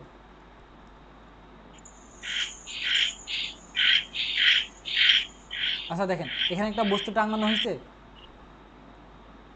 এবার এটাকে যখন আপনি দোলাইবেন, মনে করেন এটাকে আপনি টানলেন এদিকে বলি, এবার দেখেন এটাকে মনে করেন আপনি কি করলেন জানেন, আপনি মনে করেন এদিক থেকে এদিকে নিয়ে গেলেন, এত দূর পর্যন্ত নিয়ে আসলেন, এত দূর পর্যন্ত নিয়ে এসে তাহলে এখানে চলে আসলো না, এবার এখানে চলে আসলো বস্তুটা, তার মানে এখান থেকে সে এখানে চলে আসলো, তার মানে এখানে এবার এটা এখানে চলে আসলো। এরকম হবে কিনা, আপনি যদি টেনে এটাকে এখান থেকে এখানে নিয়ে আসেন, এখানে আসবে বস্তু, বস্তু হ্যাঁ আসবে। আসবে। হ্যাঁ, বস্তু যদি এবার এখানে আসে, এবার দেখেন কি হবে, বস্তুকে আপনি টেনে এখান থেকে এখানে নিয়ে আসলেন, নিয়ে আসার পর আপনি যদি ছেড়ে দেন তাহলে বস্তু এখানে যাবে, এখানে আবার এখানে আসবে, এখানে যাবে, মানে বস্তুটা এইভাবে দলতে থাকবে কি থাকবে না। হ্যাঁ বলেন। থাকবে। দেখেন আমার কথাটা একটু বোঝার চেষ্টা করেন, আপনি বস্তুকে এখান থেকে টেনে এখানে নিয়ে এসেছেন, নিয়ে আসার পরে যদি ছেড়ে দেন বস্তুটা এইভাবে দলতে থাকবে কি থাকবে না, এইভাবে দলতে থাকবে, এভাবে দলতে থাকবে কি থাকবে না। থাক- ঠিক আছে, মানে থাকবে। এভাবে দলতে থাকবে, এভাবে দলতে থাকলে কি হয় দেখেন তো, মনে করেন এটা হচ্ছে আমাদের সেই ডিভাইডার পয়েন্ট, এই বিন্দুকে অতিক্রম করবে, এই বিন্দুকে, তার মানে এখান থেকে এখানে যাবে, তার মানে দেখেন টোটাল সময় কি বলেন তো, কোনো একটা বস্তু যেখান থেকে যাত্রা শুরু করে ঠিক সেখানে ফিরে আসতে তার যে টাইম লাগে সেটা হচ্ছে টোটাল সময়। মনে করেন বস্তুকে এখান থেকে টেনে ছেড়ে দিয়েছি না, তার মানে বস্তুর আবার এখানে আসতে যে টাইম লাগবে সেই টাইমকে আমরা বলবো টোটাল নির্দিষ্ট সময়। তার মানে দেখেন বস্তু এখান থেকে যাত্রা শুরু করে প্রথমত এখানে আসবে, আবার এদিকে আসবে, এখান থেকে এদিকে আসবে, তারপরে এদিকে আসবে। তাহলে দেখেন এই তার ভিতরে মাঝে একটা বিন্দু আমরা এ নিয়েছি, আর এখান থেকে এখানে আসতে যে টাইম এটা হচ্ছে আমাদের টোটাল সময়। তার মানে বস্তু এখান থেকে প্রথমে এখানে আসবে, তারপরে আবার এদিকে যাবে, আবার এখানে আসবে, তার মানে কি দেখেন তো, তার পর্যায়কালের অর্ধেক সময় একদিকে আর বাকি অর্ধেক সময় আর একদিকে না। মনে করেন এটাই হচ্ছে আমাদেরই, এটা একটা নির্দিষ্ট দিক, এটা হচ্ছে আর এক দিক, তাহলে পর্যায়কালের অর্ধেক সময় মানে T/2 সময় এদিকে থাকবে আর T/2 সময় এদিকে থাকবে, মানে পর্যায়কালের তার নির্দিষ্ট যে টোটাল সময় সেই টোটাল সময়ের অর্ধেক সময় এক সাইডে থাকবে, বাকি অর্ধেক সময় আর এক দিকে থাকবে। যদি এরকম হয় তাহলে সেই বস্তুর গতিকে আমরা কি বলবো, সরল স্পন্দন গতি বলবো। বুঝতে পেরেছেন? হ্যাঁ। যেমন আমাদের যেই ইঞ্জিনের গতি ছিল সেটা কীরকম ছিল দেখেন তো, এটা আপ ডাউন টাইপের গতি ছিল। তো মনে করেন এটা আমাদের সেই ইঞ্জিন, এর ভিতরে মনে করেন এর উপরে একটা পিস্টন আপনার লাগানো আছে, এই যে আপনি মনে করেন এখানে একটা পিস্টন লাগাইলেন, তাহলে এই পিস্টনটা কি করবে, এইভাবে উঠানামা করবে, এভাবে উঠানামা করবে, এভাবে ওঠানামা করার অর্থ হচ্ছে যে, এভাবে ওঠানামা করার অর্থ কি বলেন তো, এই যে এই সরল রেখা বরাবর এই পিস্টনটা গতিশীল, এই সরল রেখা বরাবর কি পিস্টনটা গতিশীল, এই সরল রেখা বরাবর যদি পিস্টনটা গতিশীল হয় তাহলে দেখেন একটা নির্দিষ্ট বিন্দুর অর্ধেক সময়, একটা নির্দিষ্ট বিন্দু যদি আপনি করে দেন, মনে করেন এই বিন্দুটা নির্দিষ্ট করে দিলেন, তাহলে অর্ধেক সময় উপরের দিকে থাকছে, বাকি অর্ধেক সময় সে নিচের দিকে থাকছে, তার মানে পর্যায়কালের অর্ধেক সময় একদিকে, বাকি অর্ধেক সময় আর একদিকে থাকছে। এই ধরনের যদি গতি হয় তাকে আপনি বলবেন সরল স্পন্দন গতি। এখানে দেখেন সরল সংজ্ঞা কী আছে, স্পন্দন। সংজ্ঞা কী আছে একটু দেখেন, কোনো পর্যায়বৃত্ত গতি যদি এমন হয় এটির গতিপথের অর্ধেক সময় একদিকে, বাকি অর্ধেক সময় বিপরীত দিকে যায়, তাহলে তাকে আমরা বলবো সরল স্পন্দন গতি, এবং এটা অবশ্যই সরল রৈখিক হয়। এবং মনে রাখবেন আরেকটা বৈশিষ্ট্য, সেটা হচ্ছে যে ওইটা তো আমাদের দেখেন আমাদের যেই পর্যায়বৃত্ত গতি এটা হতে পারত বৃত্তাকার, উপবৃত্তাকার আর সরল রৈখিক, কিন্তু এটা শুধুমাত্র কি হবে বলেন তো, এটা শুধুমাত্র সরল রৈখিক হবে, এটা শুধুমাত্র সরল রৈখিক, সরল। সরল রৈখিক। এই হচ্ছে আমাদের বৈশিষ্ট্যগুলা। এই গতির জন্য এই 4টা বৈশিষ্ট্য আর এই হচ্ছে সংজ্ঞা, যে কোনো পর্যায়বৃত্ত গতি যদি এমন হয় পর্যায়কালের অর্ধেক সময় একদিকে বাকি অর্ধেক সময় আরেক দিকে যায়, তাহলে সেই গতিকে আমরা স্পন্দন গতি বলি, যেটাকে আমরা বলি সরল স্পন্দন গতি। এটার উদাহরণ কী কী? এই যে সূর্যসরাকার গতি, বাষ্প ইঞ্জিনের গতি। এখানে আমাদের এটা, আর এই যে এটা যেটা আমরা আঁকাইছি না, এটাকে বলা হয় জানেন পেন্ডুলাম বলে, এটাকে বলা হয় পেন্ডুলাম। পেন্ডুলাম নিয়ে আমরা সামনে একটু পড়াশোনা করব, সমস্যা নাই। পেন্ডুলাম, ঠিক আছে, এটাকে বলা হয় পেন্ডুলাম। একটু তুলে নেন সংজ্ঞাটা, এই যে এখান থেকে শুরু করে এই সংজ্ঞাটা একটু তুলে নেন এবং এই লাইনটাও তুলে নেবেন আর সাথে উদাহরণগুলো তুলে নেন।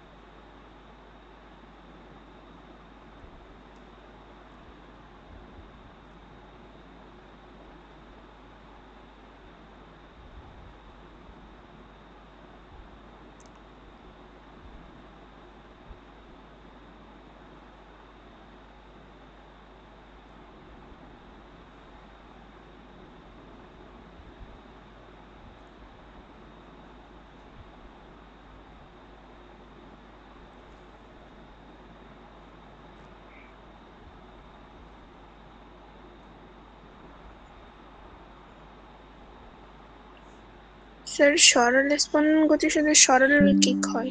হ্যাঁ হ্যাঁ, এটা হচ্ছে বিশেষ বৈশিষ্ট্য। তার মানে আমরা কি একটা কথা বলতে পারি, সকল সরল স্পন্দন গতি পর্যায়বৃত্ত গতি, কিন্তু সকল পর্যায়বৃত্ত গতি সরল স্পন্দন গতি না? এটা কি বলতে পারি? কারণ কি? কারণ হচ্ছে সরল স্পন্দন গতির যে বৈশিষ্ট্যগুলা সবগুলাই কিন্তু পর্যায়বৃত্ত গতির আছে। কিন্তু দেখেন আমার কথা বোঝেন, পর্যায়বৃত্ত গতির যত বৈশিষ্ট্য সবগুলাই সরল স্পন্দন গতির আছে, কিন্তু সরল স্পন্দন গতির দুটা বিশেষ বৈশিষ্ট্য আছে যেটা পর্যায়বৃত্ত গতির নাই। তাই আমরা কি বলতে পারি না সকল সরল স্পন্দন গতি পর্যায়বৃত্ত গতি হলেও সকল পর্যায়বৃত্ত গতি সরল স্পন্দন গতি না? পারি। মাথা কি ঘোরাচ্ছে কথাটা শুনে, নাকি সহজ লাগতেছে? না, সহজ। দেখেন আমার কথা আরেকবার মনোযোগ দিয়ে বুঝেন, আমাদের সরল স্পন্দন গতির যত বৈশিষ্ট্য এবং আমাদের পর্যায়বৃত্ত গতির যত বৈশিষ্ট্য, দেখেন পর্যায়বৃত্ত গতির যে 3টা বৈশিষ্ট্য লিখেছি সেই 3টা বৈশিষ্ট্য কিন্তু সরল স্পন্দন গতিরও আছে, সাথে আরও 2টা বিশেষ বৈশিষ্ট্যও আছে, ঠিক আছে? কিন্তু এই 2টা বিশেষ বৈশিষ্ট্য আবার পর্যায়বৃত্ত গতির নাই। যেহেতু এই 2টা বিশেষ বৈশিষ্ট্য পর্যায়বৃত্ত গতির নাই, তাই কি আমরা বলতে পারবো না যে এই সরল স্পন্দন গতি বিশেষ ধরনের পর্যায়বৃত্ত গতি?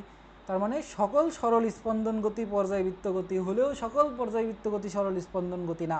এটা হচ্ছে খ নম্বর প্রশ্নে আসে, এখানে এটা ব্যাখ্যা করা আছে, একটু তাকান, যেখানে ব্যাখ্যা করা আছে সকল সরল স্পন্দন গতি পর্যায়বৃত্ত গতি হলেও সকল পর্যায়বৃত্ত গতি সরল স্পন্দন গতি না। পরীক্ষায় যদি প্রশ্নটা আসে ব্যাখ্যা করতে পারবেন? ইনশাআল্লাহ। ঠিক আছে, ব্যাখ্যা যেহেতু করতে পারবেন আমি শুনে খুবই খুশি হয়েছি। এখানে ব্যাখ্যা যেটা আছে এটা বাদ দিয়ে আমি যেটা বললাম সেটাও দিতে পারেন, যে এই 3টা বৈশিষ্ট্য, এই 3টা বৈশিষ্ট্য উল্লেখ করবেন, করে বলবেন যে এই এর যা বৈশিষ্ট্য তা ওর ভিতরে আছে, কিন্তু ওর যা বৈশিষ্ট্য তা এর ভিতরে নাই, তার মানে এটা এটা হইলে ওইটা ওইটা না। ঠিক আছে, বুঝছেন? ঠিক আছে, ওকে। আমাদের কিন্তু গতির 5টা প্রকারভেদ শেষ, আমি একটা রিভিউ করে দিই ছোটো করে যাতে আপনার সুবিধা হয়। আমরা প্রথমে পড়েছিলাম হচ্ছে আমাদের সরল রৈখিক গতি, কি পড়েছিলাম? সরল রৈখিক গতি। তো রিভিউ যদি করি, দেখেন সরল রৈখিক গতি কোন পথে ঘটতো? সরল পথে ঘটতো। কোনো একটা বস্তুর গতি যদি সরল পথে ঘটে তাহলে সেটাকে আমরা বলি সরল রৈখিক গতি। তারপরে বলছিলাম ঘূর্ণন গতির কথা, ঘূর্ণন গতি। তো ঘূর্ণন গতি কী হয়তো? বৃত্তাকার পথে ঘটতো, মানে একটা নির্দিষ্ট বিন্দুকে কেন্দ্র করে নির্দিষ্ট দূরত্ব বজায় রেখে বৃত্তাকার পথে যদি কোনো একটা বস্তুর গতি সম্পন্ন হয় তাকে আমরা বলতাম ঘূর্ণন গতি। সরলরৈখিক গতি আমি আবার বলছি, যদি বস্তুর গতি সরল পথে ঘটে মানে সোজা পথে ঘটে তাহলে তাকে সরলরৈখিক গতি বলবেন। ঘূর্ণন গতি কি, একটা নির্দিষ্ট বিন্দুকে কেন্দ্র করে নির্দিষ্ট দূরত্ব বজায় রেখে বৃত্তাকার পথে যদি ঘোরে তাহলে তাকে আমরা বলবো ঘূর্ণন গতি। বুঝতে পেরেছেন? হ্যাঁ। তারপরে চলন গতি। চলন গতি তো সহজ, এটা হচ্ছে ঘূর্ণন সরলরৈখিক গতি, কিন্তু বিশেষ নাম দিছে যে একটা একই সময়ে একই দিকে সকল কণা সমান দূরত্ব অতিক্রম করবে। একই সময়ে একই দিকে সকল কণা সমান দূরত্ব অতিক্রম করবে, তাহলে সেটা হচ্ছে চলন গতি। ঠিক আছে, 5 নম্বর আমাদের সেটা ছিল হচ্ছে পর্যাবৃত্ত গতি। পর্যাবৃত্ত গতি এটা তো চিনলেনি। আর তারপরে আরেকটা ছিল সিম্পল হারমোনিক মোশন, যেটাকে আমরা বলছিলাম সরল সন্ধিত গতি, SHM। এই 5টা গতি নিয়ে কি কোনো কনফিউশন আছে? সংজ্ঞা, উদাহরণ সবগুলা ক্লিয়ার না? সবগুলা কি ক্লিয়ার? ঠিক আছে, ধন্যবাদ। আসেন এবার আমরা কি করব, স্কেলার রাশি এবং ভেক্টর রাশি চিনব। এই স্কেলার রাশি ভেক্টর রাশি পুরা বইয়ে কিন্তু আমরা পড়ি, যখনই আমরা নতুন কোনো কোয়ান্টিটিস পড়ি, রাশি পড়ি, তখন কি করি আমরা জেনে নিই সেটা স্কেলার রাশি নাকি ভেক্টর রাশি, তাই না? ঠিক আছে, তাহলে আসেন এবার আমরা দেখি কারা স্কেলার কারা ভেক্টর, কেন কেন কেন। এবার দেখেন আমরা ভৌত জগতে যা কিছু পরিমাপ করতে পারি, তাকে আমরা বলি রাশি। এই রাশিগুলোকে মোটা দাগে 2 ভাগে ভাগ করা হয়। প্রথম কথা, কিছু রাশিকে আমরা বলি হচ্ছে স্কেলার রাশি, কিছু রাশিকে বলি হচ্ছে আমরা ভেক্টর রাশি।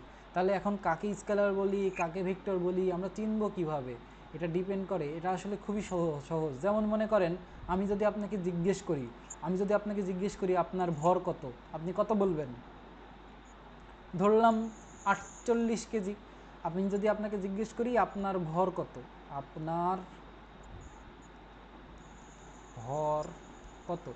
তাহলে নিশ্চয়ই আপনি বলবেন এরকম যে আপনার যা ভর 48 কেজি। ঠিক আছে, আপনার ভর 48 কেজি। এখন মনে করেন এটা গেল, এরপরে আরেকটা কেজ আমরা চিন্তা করতে পারি। মনে করেন এটা আপনার স্কুল, ঠিক আছে, এটা আপনার বাড়ি, আর এটা আপনার মসজিদ।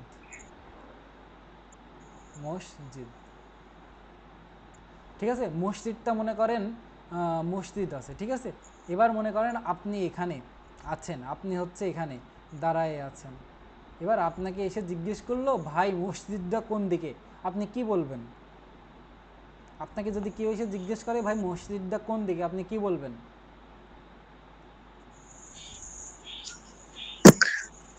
বলবে কিভাবে চিনাইতে কোন পারেন একটা আপনি ভাবেন তো, কিভাবে চিনাইতে পারেন যে মসজিদটা কোন দিকে? আপনি কিভাবে চিনাবেন? মনে করেন আমিও জানি না এখানে, কিভাবে চিনাবেন যে মসজিদটা কোন দিকে?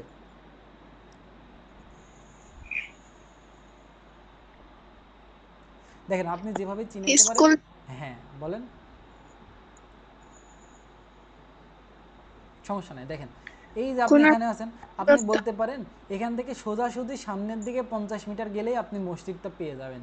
সোজাসুজি সামনের দিকে 50 মিটার দূরত্ব গেলেই আপনি মসজিদটা পেয়ে যাবেন। 50 মিটার দূরত্বও বলতেছেন এবং সাথে আরেকটা কথা বলতেছেন, সেটা হচ্ছে সোজাসুজি সামনের দিকে। এবার আপনি এখান থেকে যদি আপনার স্কুলের ঠিকানা বলতে চান, মনে করেন এটা আপনার কোন সাইড, বাম সাইড, এটা আপনার কোন সাইড, ডান সাইড। তার মানে আপনি যদি এখান থেকে আপনার স্কুলের ঠিকানা বলতে চান সেটা কেমন হবে, এখান থেকে এদিকে যাইতে হবে। তার মানে এটা কি, মনে করেন এখান থেকে আপনার স্কুলের যে দূরত্ব সেটা হচ্ছে যে বাম দিকে কত মিটার, এটা প্রথম কথা মনে করেন 25 মিটার দূরে আছে এবং এটা বাম দিকে আছে। ঠিক আছে, এখান থেকে যদি আপনার বাড়ির ঠিকানা বলতে চান তাহলেও কিন্তু এরকম একটা দিক আমাদের নির্দিষ্ট করে দিতে হচ্ছে। কেমন, যে বাড়ি এখান থেকে মনে করেন এটা আমাদের 59 মিটার দূরে, কিন্তু এটা কোন দিকে, ডান দিকে। তাহলে একটু খেয়াল করে দেখেন তো, এই যে এই ক্ষেত্রে এই ক্ষেত্রে কি আমাদের কোনো দিক নির্দিষ্ট করে দেওয়া লাগতেছে না। আপনার ভর কত, 48 কেজি, আপনার ভর 48 কেজি ডান সাইডে বা 48 কেজি বাম সাইডে বা সোজাসুজি নিচের দিকে সোজাসুজি উপরের দিকে, এসব কিছু বলা লাগতেছে? এসব না। কিছু কিন্তু বলা লাগতেছে না। কিন্তু আপনাকে যখন এই যে কোনো একটা ব্যক্তি এসে আপনাকে জিজ্ঞেস করতেছে ভাই মসজিদটা কোন দিকে, ভাই আপনার স্কুলটা কোন দিকে, তখন কিন্তু আপনাকে বলা লাগতেছে এখান থেকে আপনি সোজাসুজি সামনের দিকে 50 মিটার যান, আপনি স্কুল পেয়ে যাবেন। তাহলে দেখেন তো এই যে সোজাসুজি দিয়ে আপনি কি নির্দেশ করলেন, এটা দিক নির্দেশ করলেন না, যে সোজাসুজি সামনের দিকে দিক নির্দেশ করলেন না। আবার স্কুলটা কি করলেন দেখেন হ্যাঁ। তো, অলরেডি বলে দিলেন আপনি সোজাসুজি বাম দিকে, সোজাসুজি বাম দিকে যদি যান 25 মিটার তাহলে আপনি আপনার স্কুল পাবেন। আর এখান থেকে সোজাসুজি যদি 59 মিটার যান ডান দিকে তাহলে আপনি আমার বাড়ি পাবেন। তাহলে দেখেন এখানে একটা রাশি আছে যেটা প্রকাশ করতে আমাদের মানের সাথে সাথে দিকও বলে দেওয়া লাগতেছে। এখানে একটা রাশি আছে যেটা প্রকাশ করতে শুধুমাত্র মান লাগতেছে। তাহলে যেটা প্রকাশ করতে শুধু মান লাগতেছে এবং এটা প্রকাশ করতে মানের সাথে সাথে দিকও লাগতেছে। তো আমি এবার বলে দিই যে যেটা শুধুমাত্র মান দ্বারাই প্রকাশ করা যায় সেটাকে আমরা বলি স্কেলার রাশি, যেটা প্রকাশ করতে মানের সাথে সাথে দিক লাগে তাকে আমরা বলি কি রাশি? ভেক্টর রাশি। ভেক্টর রাশি। ভেক্টর ভেক্টর রাশি আর রাশি। স্কেলার রাশি ক্লিয়ার? ক্লিয়ার? ক্লিয়ার। ঠিক আছে, যদি ক্লিয়ারই হন তো দেখেন এখানে স্কেলার রাশির সংজ্ঞাটা দেওয়া আছে। তো সংজ্ঞার মধ্যে একটা অবশ্যই সংজ্ঞাটা থাকা উচিত, সংজ্ঞাটা খুঁজে বের করি দাঁড়ান। তো যেসব রাশি প্রকাশ করতে শুধু মানের প্রয়োজন হয় তাকে আমরা বলি স্কেলার রাশি। আমি লিখে দিই স্কেলার রাশি, স্কেলার রাশি। যেসব রাশি, আমার সাথে সাথে একটু লিখেন, যেসব রাশি প্রকাশ করতে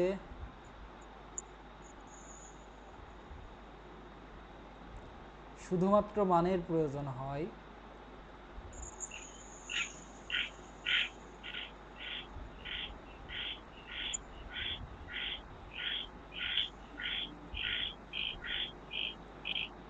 তাদের স্কেলার রাশি বলে।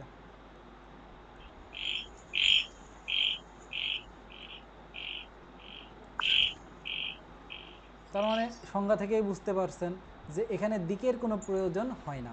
যেহেতু দিকের প্রয়োজন হয় না, যেমন এখানে কিছু উদাহরণ দিচ্ছে, আপনার ভরের উদাহরণটা দিয়েছে 50 কেজি, আপনার উচ্চতা যদি জিজ্ঞেস করে আপনি বললেন 5 ফুট 10 ইঞ্চি। তো এইখানে দেখেন আপনাকে যখন উচ্চতা জিজ্ঞেস করতেছে ভাই আপনার উচ্চতা কত, আপনি বলছেন 5 ফুট 10 ইঞ্চি, আপনি কি বলতেছেন এটা 5 ফুট 10 ইঞ্চি পূর্ব দিকে, 5 ফুট 10 ইঞ্চি দক্ষিণ দিকে, এসব তো বলেন না, শুধুমাত্র উচ্চতার মানটা বলেন। তার মানে কিছু রাশি আছে যেগুলো প্রকাশ করতে শুধুমাত্র মানের প্রয়োজন হয়, তাদেরকে আমরা কি রাশি বলি? তাদেরকে আমরা স্কেলার রাশি বলি। স্কেলার রাশি ক্লিয়ার? ক্লিয়ার। ওকে। ক্লিয়ার। এবার উদাহরণের মধ্যে কি কি বলতে পারেন, আমরা আমাদের বই উদাহরণের মধ্যে মনে করেন এক্সাম্পল কিছু দিই যদি, তো এক্সাম্পলের মধ্যে প্রথম হলো আমাদের যে এক্সাম্পল সেটা হচ্ছে দূরত্ব।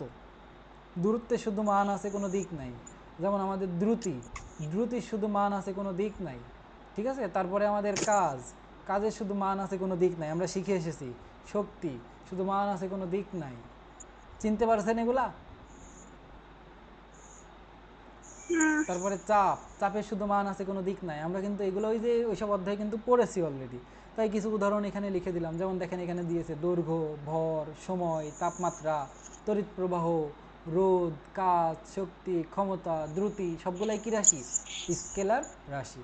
স্কেলার রাশির সংখ্যা অসংখ্য, কিন্তু ভেক্টর রাশির সংখ্যা হচ্ছে খুবই কম। তাই ভেক্টর রাশিগুলো মনে রাখলে বাদ বাকি সব কিছু কী রাশি? স্কেলার রাশি। বুঝতে পেরেছেন?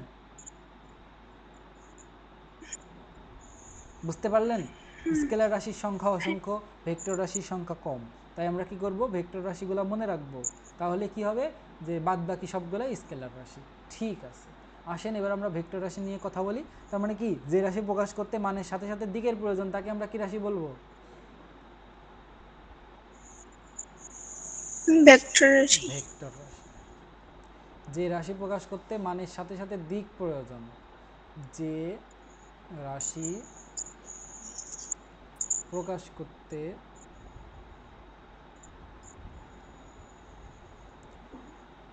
মানের সাথে সাথে দিক প্রয়োজন হয়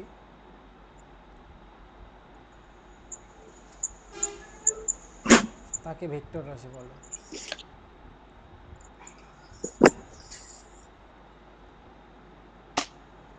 তাকে ভেক্টর রাশি বলে।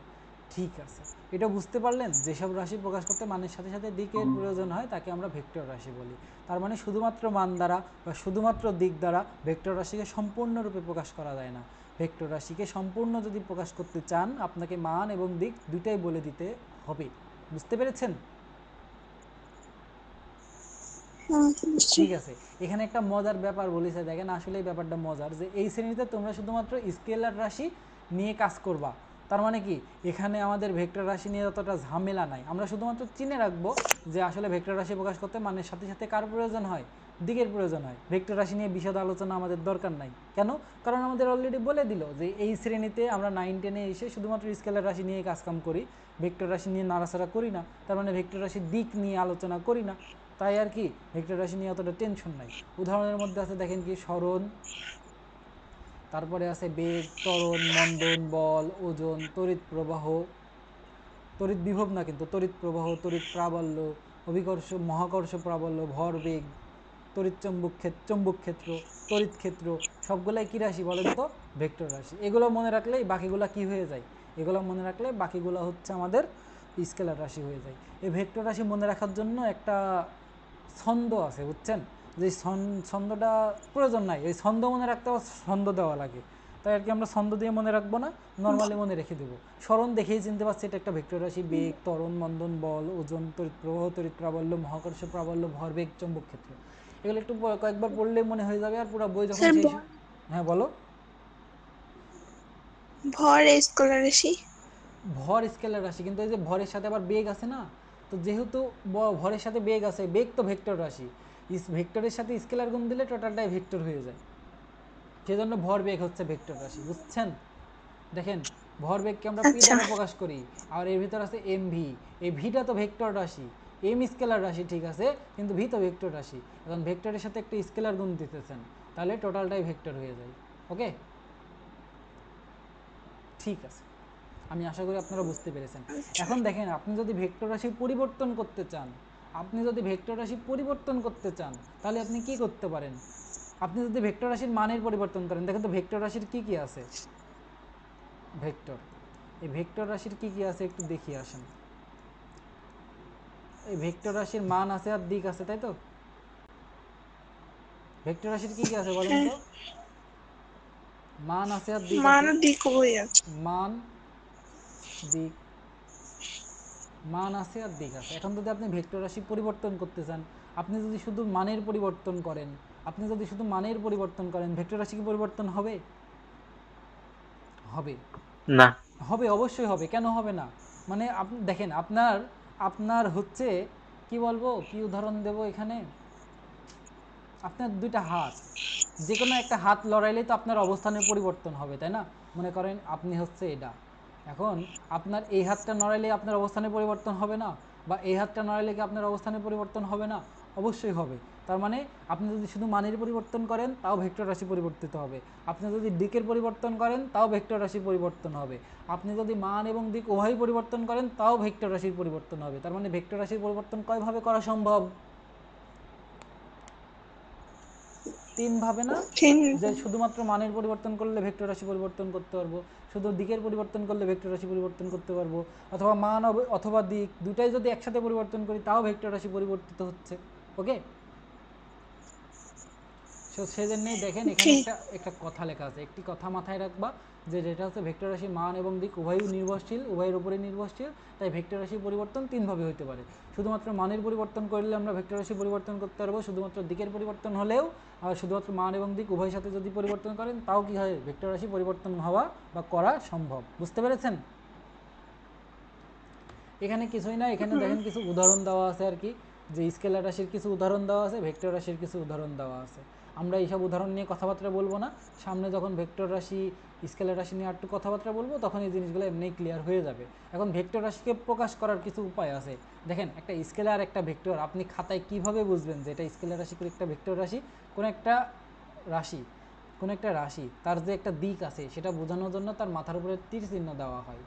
কোন একটা রাশি তার যে দিক আছে সেটা বোঝানোর জন্য কি করা হয়, তার মাথার উপরে কি করা হয় তীর বলেন? চিহ্ন দেওয়া হয়। তীর চিহ্ন দেওয়া হয়, অথবা শুধুমাত্র একটা দাগ দেওয়া হয়, অথবা শুধুমাত্র এরকম একটা ক্যাপ দেওয়া হয়। তার মানে তীর চিহ্ন দেওয়া যাইতে পারে, এরকম একটা দাগ দেওয়া যাইতে পারে, এরকম একটা ক্যাপ দেওয়া যাইতে পারে।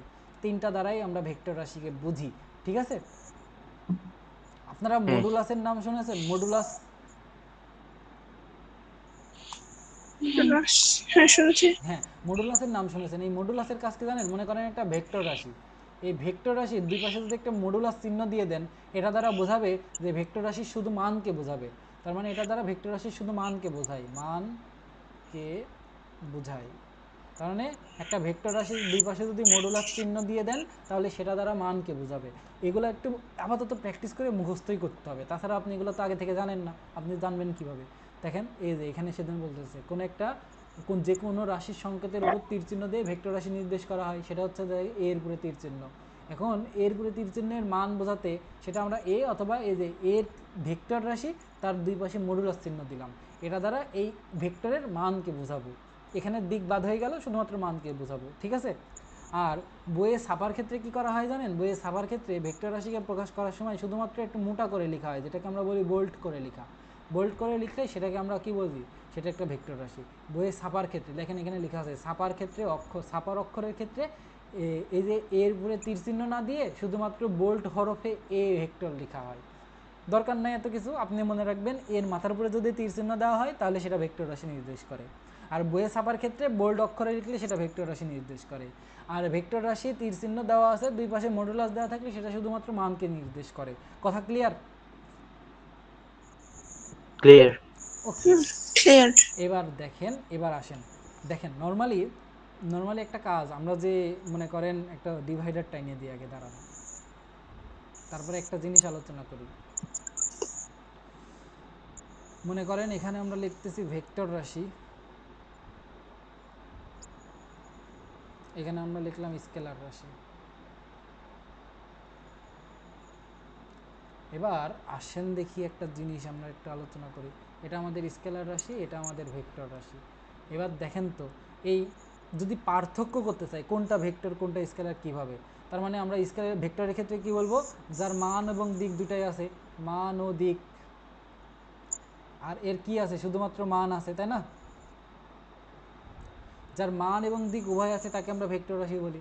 যার শুধুমাত্র মান আছে তাকে আমরা কি বলি? স্কেলার রাশি বলি, তাই না? তাই না? এবার 2 নাম্বার, যদি আমরা মানের পরিবর্তন করি তাহলে স্কেলার রাশি পরিবর্তন হবে। হবে মানের পরিবর্তন, এই মানের পরিবর্তন মানেই স্কেলার রাশির পরিবর্তন। আজকের ক্লাসটা কিন্তু ক এবং খ নম্বর প্রশ্নের জন্য খুব গুরুত্বপূর্ণ, সেজন্য এগুলো পড়াচ্ছি। আর দিকে ভেক্টর রাশি পরিবর্তন মানে কি? তিনভাবে পরিবর্তন করা যায়, মানের পরিবর্তন করলেও হয়, দিকের পরিবর্তন করলেও হয়, মান বা দিক উভয়ের পরিবর্তন করলেও হয়, তাই এটা আর লিখলাম না। এবার 3 নম্বর আসেন, এখানেও 3 নম্বর দিই, স্কেলার রাশির যোগ বিয়োগ গুণ ভাগ। এগুলো আমরা আজীবনকাল পর্যন্ত, এই যে ছোট থেকে আজ পর্যন্ত যত যোগ বিয়োগ গুণ ভাগ করে এসেছি সবগুলা কি জানেন? স্কেলার রাশির যোগ বিয়োগ গুণ ভাগ। ঠিক আছে, তার মানে আপনি স্কেলার রাশির যোগ বিয়োগ গুণ ভাগ কি করেন বলেন তো?